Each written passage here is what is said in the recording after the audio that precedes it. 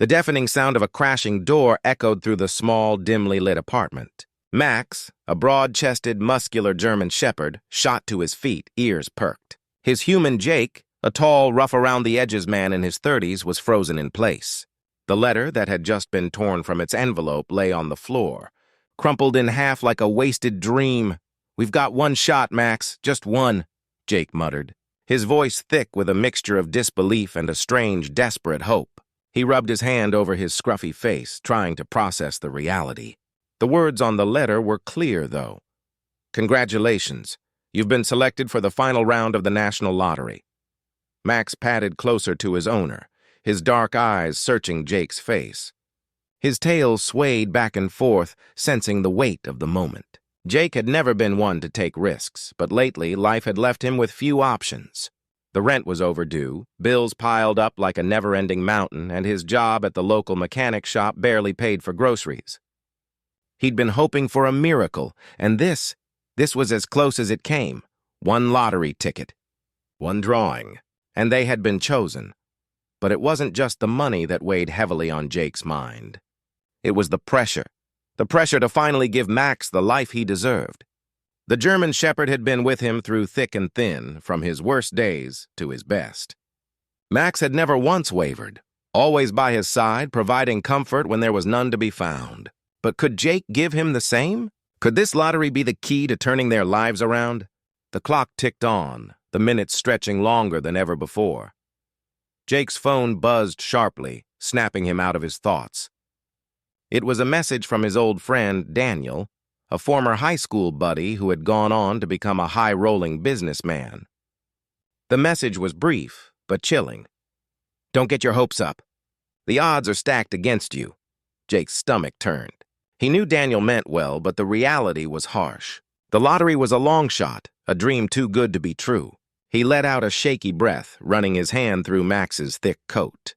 "We need this, buddy. I can't do this alone," Jake whispered.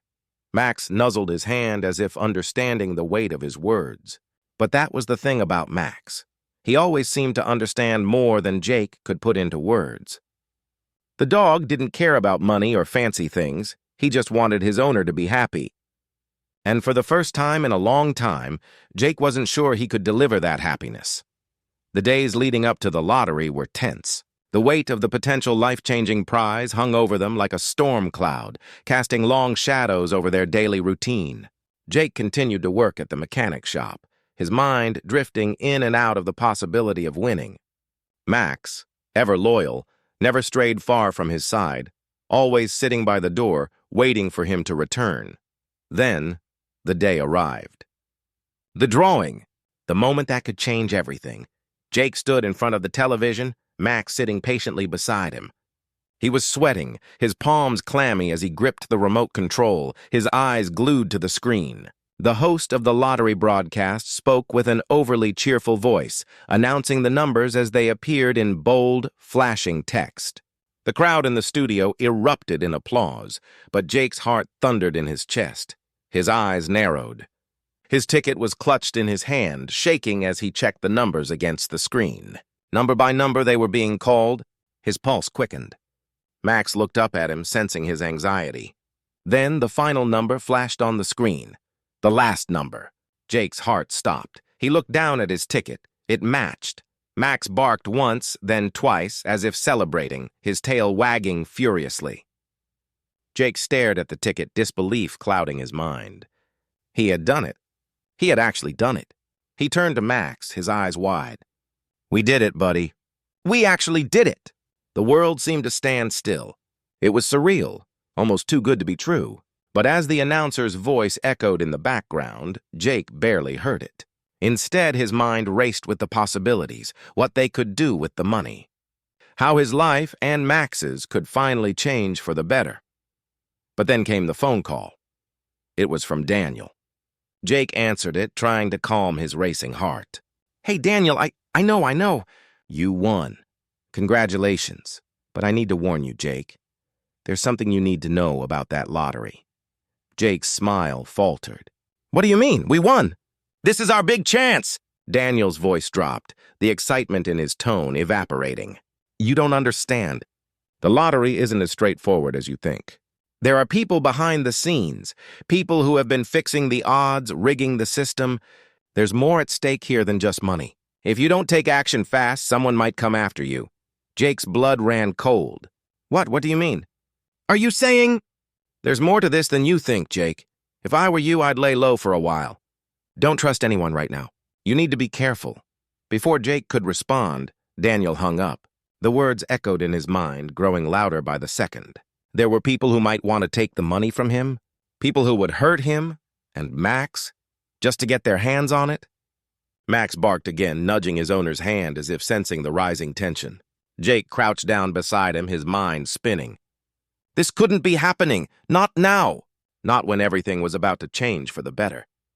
But he couldn't ignore Daniel's warning. There was something more going on behind the scenes. Jake stood up, his heart racing. He couldn't lose Max. He couldn't lose everything now. He needed to make a plan, and he needed to protect Max at all costs. As the days passed, the weight of the situation grew heavier. Jake couldn't shake the feeling that they were being watched, that someone was closing in. Max remained vigilant by his side, his sharp instincts never letting him stray far from his owner.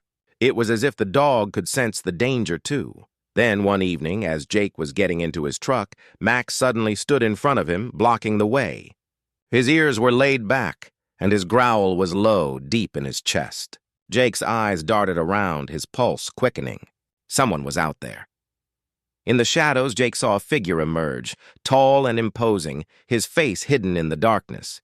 Max growled louder, stepping between the stranger and Jake, his body tense, ready to spring into action. The figure didn't move, his eyes fixed on Jake with an eerie intensity.